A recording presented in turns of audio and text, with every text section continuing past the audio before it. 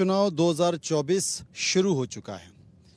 तमाम राजनीतिक पार्टियां कई बातों के जरिए जनता के बीच पहुंच रही हैं। वो जनता को भरोसा दिलाने की कोशिश कर रही हैं कि वो उनके लिए बेहतर हैं, वो पार्टी बेहतर है, वो चेहरे बेहतर हैं। इस बार के लोकसभा चुनाव में एक जाना पहचाना चेहरा, जानी पहचानी शख्सियत, छत्तीसगढ़ के पूर्व मुख्यमंत्री भूपेश बघेल जी इस वक्त हमारे साथ मौजूद हैं। इस लोकसभा चुनाव में मुद्दे क्या रहेंगे, किन बातों के जरिए लोकसभा चुनाव इस बार अपनी उपस्थिति दर्ज करेगा, हम उनसे समझने की कोशिश करेंगे। भूपेश जी, ITV नेटवर्क इंडिया न्यूज में आपका बहुत बहुत स्वागत है। जी नमस्कार।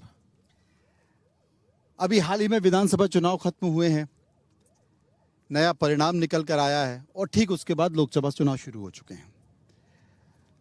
आपने विधानसभा चुनाव में कई मुद्दों के जरिए जनता को ये भरोसा दिलाने की कोशिश की कि कांग्रेस बेहतर है, हम बेहतर हैं। बावजूद इसके जनता ने बीजेपी की सरकार बना दी। अब किन मुद्दों के जरिए आप 2024 के रण में जा रहे हैं और जनता को यह भरोसा दिलाने की कोशिश कर रहे हैं कि जनाब पार्टी तो कांग्रेस ही बेहतर है, भूपेश बघेल ही प्रदेश में बेहतर है? यहाँ तक के 2023 के चुनाव, विधानसभा जो चुनाव हुए उसमें अलग अलग मुद्दों को लेकर सभी राजनीतिक दल आए थे। भ्रम फैलाया गया और भ्रम जाल में आम जनता फंस गई। रिजल्ट आने के बाद आम जनता बिल्कुल भौचक है कि रिजल्ट कैसे आया। लोगों को विश्वास नहीं हो रहा है, चाहे कोई भी वर्ग हो, किसान हो, मजदूर हो, नौजवान हो, महिला हो, सभी को लगा कि ये रिजल्ट तो नहीं आना था।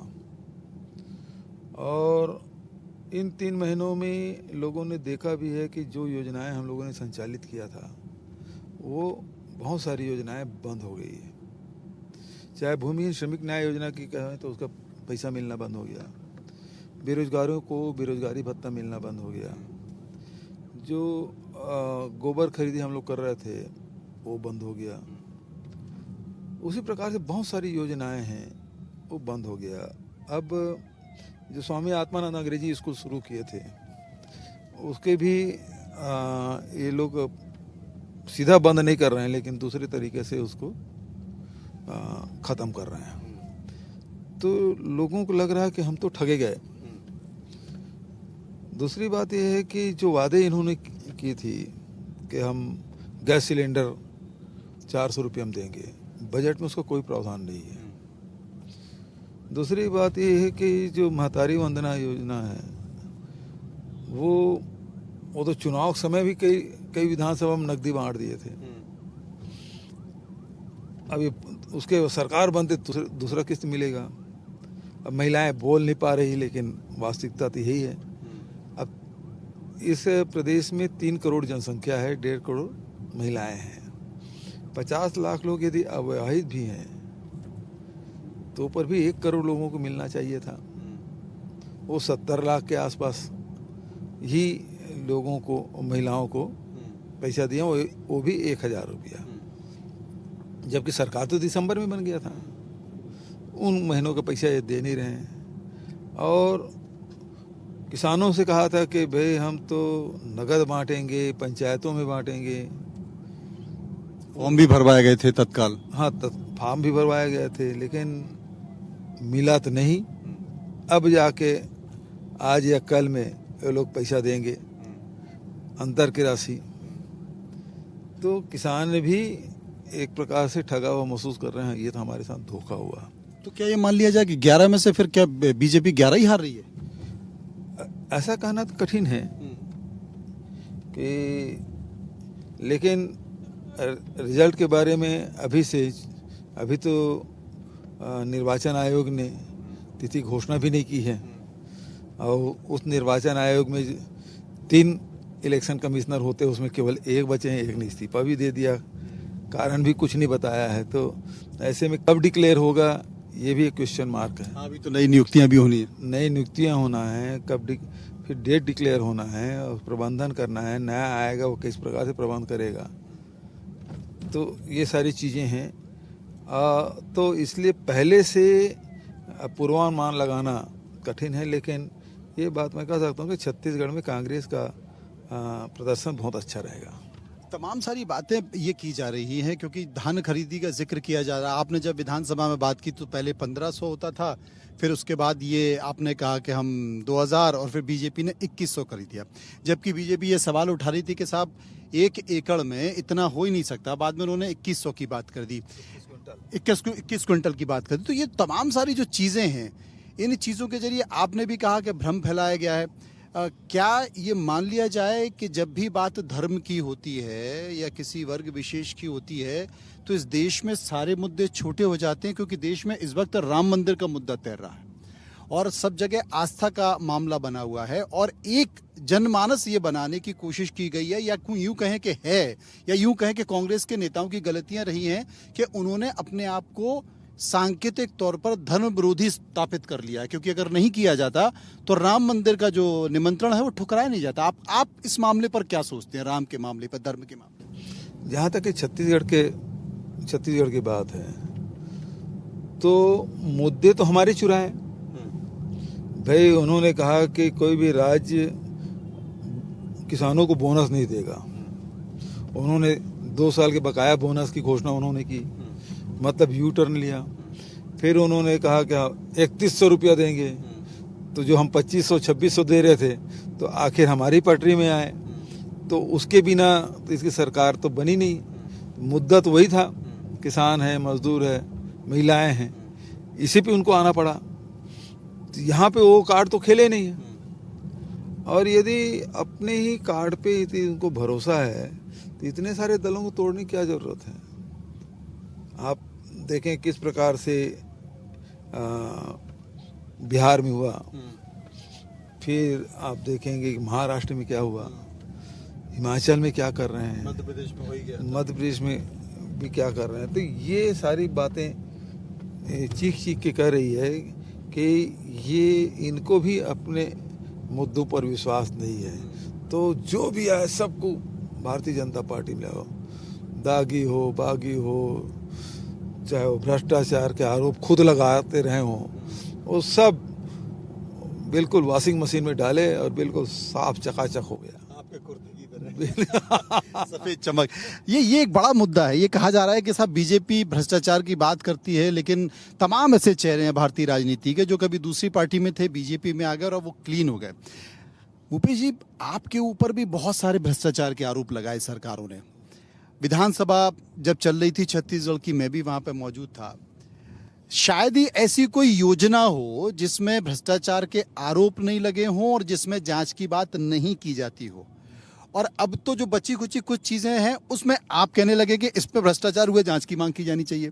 तो छत्तीसगढ़ का कोई भी अधिकारी, कोई भी राजनेता, कोई भी योजना ऐसा हुआ ही नहीं कि उसमें भ्रष्टाचार नहीं, क्योंकि बीजेपी लगातार ये करी। और विधानसभा में बीजेपी के विधायक भ्रष्टाचार की बात करते हैं और कहते हैं कि हमें अपनी ही सरकार के अधिकारियों पर भरोसा नहीं, इसलिए विधायक समिति से जांच कराई है। तो 3 महीने की सरकार में ही विधायकों का विश्वास उठ गया है। अपने मंत्रियों की काबिलियत पे उन्होंने प्रश्नवाचक चिन्ह लगाया कि उनके मंत्री हैं वो अधिकारियों को कंट्रोल नहीं कर पा रहे हैं। मतलब 3 महीने में ये सिद्ध हो गया कि हाँ अधिकारी राज चल रहा है।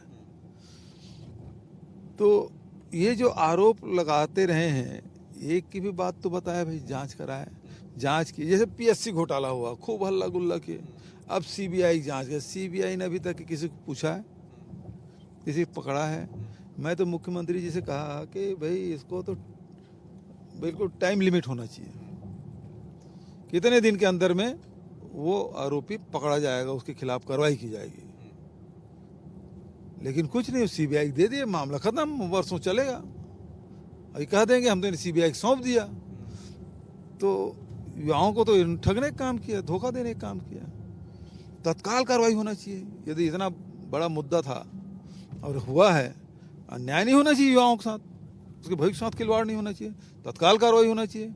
आप जब मुख्यमंत्री थे तो बड़ी तेजी में तमाम एजेंसियां थी, प्रदेश में आती थी, छापे पड़ रहे हैं, गिरफ्तारियां हो रही हैं, पकड़ कर ले जा रहे हैं, फिर तारीख लग रही, तमाम सारी चीजें थी। थोड़ा सुकून है क्या अब आपको? नहीं, अभी भी उसके सरकार बनने के बाद 2 बार ईडी की कार्रवाई हो चुकी, मतलब 2 दर्जन से अधिक छापे पड़ चुके हैं अभी तक के। और उसके बाद तमाम जो ईडी के जिन मुद्दों को FIR दर्ज किए थे अब सबको ACB को दे दिए। हाँ, ये अजीब मामला, एसीबी को ट्रांसफर कर दिए, सारे राज्य की एजेंसियां करेंगी। तो पहले वहां वो लोग गए, वहां पर कोर्ट से रिलीफ लिया, जमानत कराई, अब एसीपी ने कार्रवाई शुरू कर दी। हाँ। तो ये क्या मामला है? ये समयबद्ध नहीं है या केवल राजनीतिक माहौल बनाने की कोशिश की जा रही है? भाई 2021-22 से IT ने रेड डाला, 22 से ED जांच कर रही है, अब वो थक गए जांच करते करते तो ACB को दे दिए, क्योंकि डबल इंजन की सरकार बन गई है तो ACB को देती है। अब ACB जांच करेगी, मतलब केवल जांच करना है, रिजल्ट कुछ नहीं आना है। ये एक चीज़ है, क्योंकि छत्तीसगढ़ में वो घटना नहीं हो पाई जो तमाम दूसरे राज्यों में हुई है।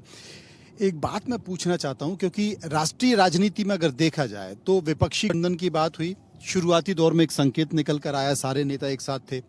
उसके बाद धीरे धीरे चीजें बदली और ये निकल कर आया कि साहब सारे साथी भाग गए, ममता भाग गई, दूसरे सहयोगी भाग गए, अखिलेश भी नाराज हुए, बाद में गठबंधन हो गया।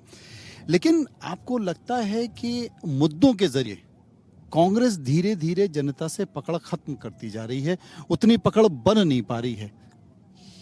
देखिए, जो हमारा नेचुरल जो गठबंधन है वो तो बना हुआ है।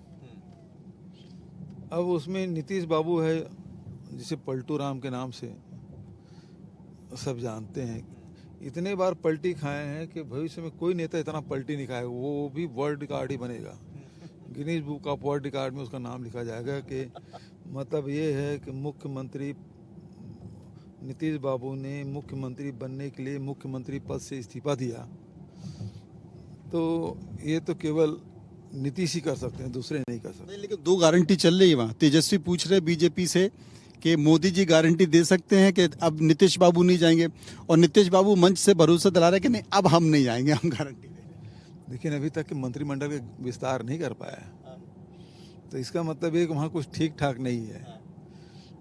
और दूसरी बात ये, हरियाणा भी गड़बड़ा गया, हरियाणा भी गड़बड़ है, बता रहे हैं कि सरकार गड़बड़ हो गई है। तो स्थिति तो मतलब ये है कि यहाँ से भाग रहे हैं। 2 सांसद अभी उनके कांग्रेस में शामिल हो गए, तो भगदड़ तो वहाँ मची हुई है। दूसरी तरफ ये देखें कि महाराष्ट्र में कितना तोड़फोड़ किए, लेकिन उद्धव ठाकरे जी से, शरद पवार जी से हमारा गठबंधन है, और DMK के साथ भी है, झारखंड में झारखंड मुक्ति मोर्चा के साथ है, और दिल्ली में आप पार्टी के साथ, केजरीवाल जी के साथ हैं। तो हमारी गठबंधन में कोई कमजोरी नहीं। जो नीतीश जी आए थे वही भर वापस गए। बस ममता जी के बारे में तो सब दुनिया जानती है ना, लेकिन वो गठबंधन में भी हैं, लेकिन कैंडिडेट भी डिक्लेयर कर रहे हैं। तो ममता जी के बारे में तो कोई पूर्वानुमान कोई नहीं लगा सकता है, कोई नहीं लगा सकता, भारतीय राजनीति में नहीं लगा सकता। लेकिन भूपेश जी, जैसे ये कहा जाता है कि राजनीति आपको जनता की सोच पर होकर निर्भर करनी पड़ती है, तो ऐसी स्थिति में जो मुद्दे हैं, जैसे बीजेपी राम मंदिर का एक फैसला निकल कर आया, CA का फैसला हो ही गया, वो भी यहाँ पर दिखाई दे रहा है, ज्ञानव्यापी, भोजशाला, इस तरह के मुद्दे जो कि बड़े जन समुदाय के मुद्दे हैं।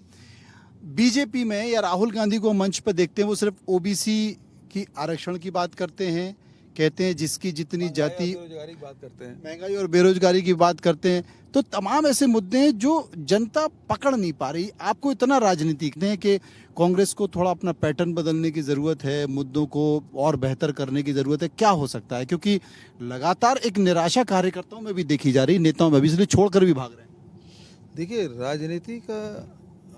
राजनीति का उद्देश्य यही है कि अपने अपने जो विचारधारा है उसके माध्यम से जनता की सेवा करना और जनता के जीवन स्तर को ऊपर उठाना, उनको सुविधाएं प्रदान करना, ये उद्देश्य होता है। और कांग्रेस तो हमेशा आम जनता के मुद्दे को लेकर ही लड़ाई लड़ती रही। आज महंगाई है, बेरोजगारी है, सबसे बड़ी समस्या है, और इसको हम लोग लेके आगे बढ़ रहे हैं। अब जो इसी कड़ी में जो जाति जनगणना की बात आ रही है, उसका उद्देश्य ये है कि भाई जब तक के किस वर्ग में कौन सी जाति है, जो चाहे शिक्षा के क्षेत्र में हो, चाहे रोजगार के क्षेत्र में हो, आर्थिक स्थिति की बात हो, चाहे राजनीतिक स्थिति की बात हो, उसमें कितना आगे बढ़ा, कितने पीछे रह गए। अपर क्लास में बहुत सारी जातियां हैं, पिछड़े वर्ग में भी है, ST SC में भी है, बहुत सारी जातियां हैं जो आगे बढ़ गई है, बहुत सारी जातियाँ वो पिछड़ गई हैं। तो उसका तो अध्ययन होना जरूरी है ना। जब तक कि उसके अध्ययन नहीं करोगे आप, तो आप योजनाएं कैसे बनाओगे? आपके पास योजना बनाने की फिर कोई माध्यम ही नहीं। कांग्रेस तो इतने साल तक सत्ता में रही, अब तक नहीं कर पाई। देखिए, ये तो समय बीतने के बाद ही ये सब स्थिति बनती है ना। ऐसा नहीं कि पहले दिन से वो स्थिति, जिस दिन पहले बात आई कि आरक्षण देना चाहिए, तो उसमें आगे बढ़ के कि यही भारतीय जनता पार्टी उस समय था ही नहीं, जनसंघ ने विरोध किया था, है ना। उस समय आरक्षण लागू किया बाबा साहब अम्बेडकर और नेहरू जी, ये सब मिलकर तो आरक्षण तय किए 10 साल के लिए किए, लेकिन हर सरकार 10 साल बढ़ाती जा रही। अब जो परिस्थिति बनी है आज, जो अब उदारीकरण भी हो गया है, बहुत सारी परिस्थितियां बनी, आर्थिक स्थिति सुधारने के लिए बहुत सारे अलग अलग सरकारों ने काम किया। अब जो स्थिति है उसमें हमको अध्ययन करके देखना होगा। अब जो परिस्थिति बनी तो उसके हिसाब से, समय के हिसाब से मांग करना पड़ेगा ना। पहले से कैसे आप सोच लोगे? ये बड़ा छत्तीसगढ़ को नक्सली मामलों को लेकर कहा जाता है, और आपकी जब सरकार थी तो लगातार आपके ऊपर ये आरोप लगे कि टारगेट किलिंग हो रही है। अब गृह मंत्री खुद विजय शर्मा हैं, लगातार अभी भी हत्याएं हो रही हैं।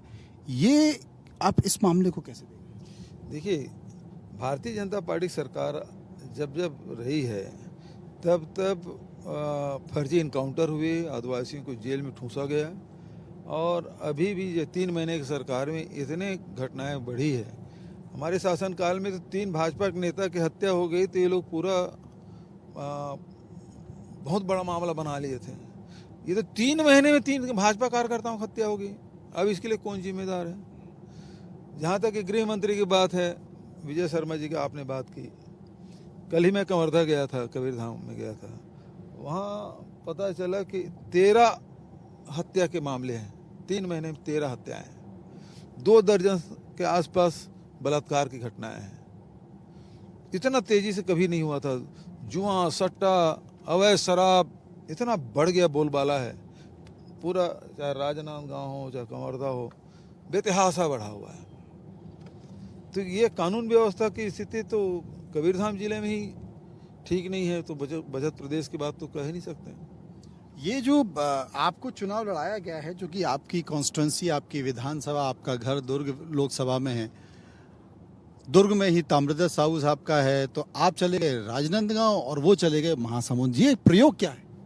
देखिए, एक बात है कि हालांकि दुर्ग के साथियों ने भी मुझे कहा, नांदगांव के साथियों ने, मतलब वहाँ से जिला के प्रस्ताव हुए, विधायकों के प्रस्ताव हुए, पीसी में भी सिंगल नाम भेजा गया, आप हमारे यहाँ से लड़िए। तो जो प्रस्ताव हमारे साथियों ने दिया उसे हाईकमान ने मान लिया। मैं यहाँ भी से लड़ सकता था, लेकिन लोग बता रहे थे कि आप रायपुर से लड़ना चाहते थे, संकेत देना चाहते थे। नहीं, मैं पहले भी रायपुर लड़ चुका हूँ। अब भाई एक बार कोई मुख्यमंत्री रह जाए 5 साल तक के, तो वो तो फिर प्रदेश में जो अनारक्षित सीट है, मैं तो अनारक्षित में से आऊँगा, तो कहीं भी लड़ा जा सकता है, ऐसी कोई बात तो है नहीं। तो ऐसे भी देखिए, बोरा जी नांदगांव से लड़े, श्यामाचरण जी महासमुंद से लड़े, है ना। तो अलग अलग जगह से, जोगी जी, उनका तो मरवाही से चुनाव लड़ते, मतलब जीत के आते थे, महासमुंद से लड़े। तो जहाँ से साथी लोग डिमांड करें, जहाँ पार्टी हाईकमान तय करे। अब की बार एक नारा चल रहा है 400 पार। हाँ, बीजेपी 370 और एनडीए 400 पार, और राम की बयार चली रही है। आप मानते हैं कि ये सफल होगा? देखिए, 400 पार क्यों चाहिए? भारतीय जनता पार्टी के एक सांसद ने उनका भी बयान आया है, और दूसरा इस मामले में खड़गे साहब हमारे राष्ट्रीय अध्यक्ष के भी बयान आया है, जो बहुत ही मतलब गहरा संकेत करते हैं। वो कहते हैं हम संविधान में परिवर्तन करना है, इसलिए हमको 400 सीट चाहिए। और कमोबेश बात यही बात खड़गे साहब भी कहते हैं, इनको 400 क्यों चाहिए? इसलिए कि ये संविधान को ख़त्म कर दें। वो तो आगे बढ़ के यहाँ तक कहते हैं कि ये संविधान में इस प्रकार से बदलाव करेंगे कि 2029 का चुनाव होगा ही नहीं। यार वो तो बहुत पहले से लगता रहा है, बावजूद जनता जिताती रही है। किसी ने नहीं सोचा था मध्य प्रदेश, छत्तीसगढ़, राजस्थान, लोग चर्चा कुछ और कर रहे थे और परिणाम कुछ और निकल कर आए। इसका मतलब पब्लिक को उनकी चीजें पसंद आ रही हैं, वो परिवर्तन करना चाह रहे हैं, पब्लिक मान रही है। वो मस्जिद जहाँ पर सुप्रीम कोर्ट के फैसले, भले ही फैसला दिया हो, लेकिन वहाँ मंदिर बन रहा है तो पब्लिक उसको स्वीकार कर रही है। देखिए, आप कहें पब्लिक और लोग में कोई अंतर नहीं है। लोग क्या सोच रहे थे कि यहाँ सरकार कांग्रेस की बनेगी, है ना। अब फिर आप कहते हैं कि उसको पब्लिक, तो पब्लिक और लोग में अंतर क्या है? कोई अंतर नहीं है। तो क्यों नहीं बन पाई? नहीं बन पाई तो वो तो खोजना पड़ेगा कारण क्या है। ईवीएम को बताते हैं कि ईवीएम में कुछ खेला वेला बताते हैं, कई लोग कांग्रेस के आरोप लगा रहे हैं। ईवीएम के खेल से कोई इनकार नहीं कर सकता, क्योंकि अभी जो सर्वे हो रहे हैं तो उसमें से करीब 60% लोग ईवीएम पे विश्वास नहीं कर रहे हैं। ये प्रजातंत्र के लिए अलार्मिंग है। जिस माध्यम से मतदान हो रहा हो, जिस माध्यम से सरकार चुनी जा रही हो, और उस माध्यम पे ही लोग शंका की निगाह से देखे, तो उस सिस्टम को बदल देना चाहिए। और यही मांग दिल्ली में वकील लोग भी कर रहे हैं, अनेक राजनीतिक दल के लोग कर रहे हैं कि भाई वीवीपैट है तो उसको आप हाथ में दे दो, निकलती पर्ची उसको बॉक्स में डालने दो, या दूसरा तरीका या बैलेट पेपर से करा दो। राजनांदगांव आपने चुन लिया, पहले सुकून में थे संतोष पांडे, आपके जाने के बाद थोड़ा परेशानी में, माथे पे पसीना है, आपके कारण भी और अपनों के भी कारण। तो ये जो बड़ा संकेत है कि राजनांदगांव ही है और वहीं से संकेत देने जा रहे हैं। जो अदावत है डॉक्टर रमन सिंह जी की और आपके बीच की, वो सबने देखी, अब आप उनके इलाके में पहुंच गए हैं। तो आप कितनी सीटें छत्तीसगढ़ में जीत रहे हैं राजनांद सहित? भाई, राजनांदगांव में जहाँ तक रमन सिंह की बात है, जब वो मुख्यमंत्री थे, हम लोग विपक्ष में थे, प्रदेश के अध्यक्ष के रूप में काम करते थे, तो उनके खिलाफ खूब हमला होता था। उसके बाद हम लोग सत्ता में आ गए तो रमन सिंह खूब हमला करते थे। अब वो इस पद पे पहुंच गए हैं जहां अपन उसकी आलोचना नहीं कर सकते। संवैधानिक पद में विधानसभा का अध्यक्ष है, गरिमापूर्ण पद है, तो उसमें राजनीतिक छींटाकशी करना उचित नहीं है जब तक ऐसी कोई बात हो। तो मैं समझता हूँ कि अब वो जो रमन सिंह जी और हम लोगों के बीच की जो लड़ाई है, मैं विधानसभा में कहा कि खत्म हो गई। भाई उस पद पे बड़ा संकेत दे रहे हैं आप। उस पद में है, जब तक उस पद में है मैं उसकी आलोचना नहीं कर सकता। ये तो पांडे जी के लिए और संकट डाल रहे हैं आप। भाई मैं तो विधानसभा, वो तो मुझे तो तब नहीं मालूम था कि मैं लोकसभा चुनाव लड़ूंगा नांदगांव से। विधानसभा की शुरुआत में जब सम्मिलित हुआ विधानसभा, तभी मैंने कहा कि डॉक्टर साहब अब तो आप उस जगह में पहुंच गए। पहले तो मैं सोचता था कि 2 भूतपूर्व मुख्यमंत्री रहेंगे, मैं एक ही भूतपूर्व मुख्यमंत्री रहूंगा। आपने रहने नहीं दिया, आप भी हो गए, मैं भी हो गया। लेकिन आप ऊपर में पहुंच गए, तो उस पद में पहुंचने के बाद मैं आपके खिलाफ कुछ बोल नहीं सकता। और आप भी उस दिमाग में मत रखिए कि मेरे खिलाफ कभी आलोचना करते थे, हमला करते थे। आप कहीं मरहम तो नहीं लगा रहे? नहीं, मरहम नहीं। ये तो प्रजातंत्र, जो देश में जो व्यवस्था है, संविधान की जो व्यवस्था है, और उस पद में यदि कोई व्यक्ति पहुंच जाए तो उसकी अपनी मर्यादा होती है, और उस गरिमा को बनाए रखने की जिम्मेदारी उसकी भी है और हम लोगों की भी है। ऐसा तो नहीं कि आपकी फोन पे बातचीत भी हो रही हो और आप ये कह रहे हो कि क्या डॉक्टर साहब आपने इतनी मेहनत की, देखो आपको भी कुछ नहीं मिला, चलिए आइए बैठ के अब साथ जो कब लड़ाते। नहीं, आमने सामने मिल जाए तो बात करना ठीक रहता है। टेलीफोन तो किसी की सुरक्षित नहीं है। CAA क्या कोई संकेत देगा? देखिए, इससे मैं समझता हूँ कि हर नागरिक को ये बताना पड़ेगा कि वो भारतीय है, और ये जिस उद्देश्य से लाए हों। हमारे छत्तीसगढ़ जैसे प्रदेश में ऐसे लोग बहुत हैं जो जिनके पास ये प्रमाण पत्र नहीं होगा, ये प्रमाणित करने के लिए कठिनाई होगी कि वो भारतीय हैं। क्योंकि जिस प्रदेश में 2011 में जनगणना ही पूरा नहीं हो पाया था, जहाँ लोगों के पूरे आधार कार्ड नहीं बन पाए, तो वहाँ आप कैसे प्रमाणित करेंगे? तो ये परेशानी कर सकती है भारतीयों की। हाँ भाई, अधिकांश लोगों के पास जाति प्रमाण पत्र नहीं है। जब नौकरी वोकरी लगना होता है तब, या पढ़ाई करना होता है तब जाति प्रमाण पत्र बनाते हैं, तो अधिकांश लोगों के पास वो स्थिति नहीं है। छत्तीसगढ़ में कांग्रेस 11 में से कितनी और देश में कितनी? देखिए, अभी मैं यही कहूँगा कि छत्तीसगढ़ में कांग्रेस का परफॉर्मेंस बहुत अच्छा रहेगा। अच्छी सीटें आएंगी यहाँ, और एनडीए तो अब बैकआउट करेगी, अच्छा, नीचे जाएगी। नीचे जाएगी। वो जहाँ पहुँचना था वो पहुँच चुके हैं, अब वो लुढ़कने लगा है और चढ़ने का समय इंडिया गठबंधन का है। अच्छा, वो चढ़ेगा। चढ़ेगा। चलिए, तो इंतजार करेंगे, देखेंगे कि 2024 का चुनाव परिणाम क्या होता है। तो आप फिर प्रदेश छोड़ के दिल्ली चले जाएंगे? प्रदेश तो कभी छूट नहीं सकता, कैसे प्रदेश छूटेगा? अच्छा, क्योंकि विधायक फिर अगर सांसद जीत गए तो विधायक ही छोड़, विधायक ही छूटेगा, प्रदेश तो कैसे छूटेगा? दिल्ली के लोग तनाव में आ जाएंगे। क्यों? पहले छत्तीसगढ़ में कांग्रेस के तनाव में रहे, अब दिल्ली चले जाएंगे तो फिर बड़ा संकेत वहां से भी तो देना है आपको। मेरे से सबसे ज्यादा परेशान तो विपक्ष के लोग ही रहते हैं। आपका बहुत बहुत शुक्रिया, आपने हमसे बातचीत की। और 2024 का चुनाव क्या कहता है इसके लिए इंतजार करना पड़ेगा और संकेत देखना पड़ेगा कि आखिर क्या कहता है ये चुनाव।